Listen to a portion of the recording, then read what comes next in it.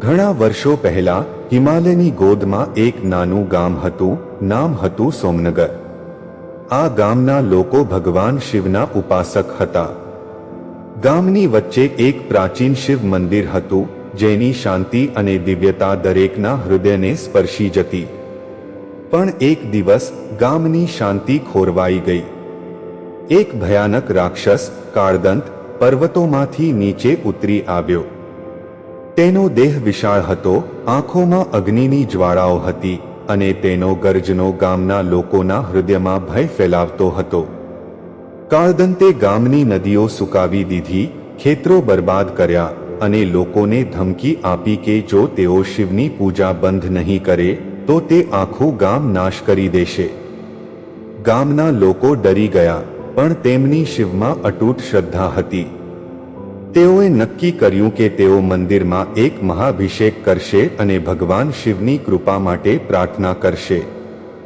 ગામનો એક યુવાન નામે વીર, જે શિવનો પરમ ભક્ત હતો, તેણે નક્કી કર્યું કે તે એકલો જ કૈલાસ પર્વત પર જશે અને શિવની આરાધના કરશે. વીરની માતા અને ગામના લોકોએ તેને રોકવાનો પ્રયાસ કર્યો, પણ વીરનો નિશ્ચય અડગ હતો. તે નીકળી પડ્યો. રસ્તામાં તેને ભયંકર ઝંઝાવાત, ખડકોના ધોધ અને જંગલી જાનવરોનો સામનો કરવો પડ્યો. પણ દરેક પગલે તે ઓમ નમઃ શિવાય જપતો રહ્યો. તેની શ્રદ્ધા એટલી તીવ્ર હતી કે પવન પણ તેની સામે ઝૂકી ગયો. અંતે વીર કૈલાસના શિખરે પહોંચ્યો. ત્યાં એક શાંત ગુફામાં તેણે શિવલિંગ સ્થાપ્યું અને તપસ્યા શરૂ કરી. દિવસો સુધી તે ભૂખ્યો ત્રસ્યો બેસી રહ્યો, ફક્ત શિવનું નામ જપતો. તેની તપસ્યાથી પ્રસન્ન થઈ ભગવાન શિવ પ્રકટ થયા. તેમનું રૂપ અદ્ભુત હતું. જટાઓમાં ગંગા વહેતી હતી, ગળામાં સર્પ લપેટાયેલા હતા અને તેમની આંખોમાં અનંત શાંતિ હતી.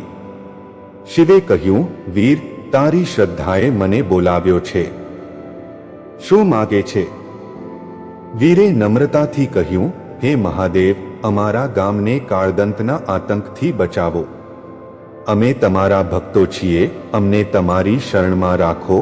શિવે હળવું હાસ્ય કર્યું અને કહ્યું, જા, હું તારી સાથે છું. વીર ગામ પાછો ફર્યો અને તે જ રાત્રે ગામના મંદિરમાં એક દિવ્ય પ્રકાશ ફેલાયો. કાળદંત ગામ પર હુમલો કરવા આવ્યો, પણ અચાનક આકાશમાંથી એક ત્રિશૂળ પ્રકટ થયું. શિવનો ત્રીજો નેત્ર ખુલ્યો અને તેની જ્વાળાઓએ કાળદંતને ભસ્મ કરી દીધો.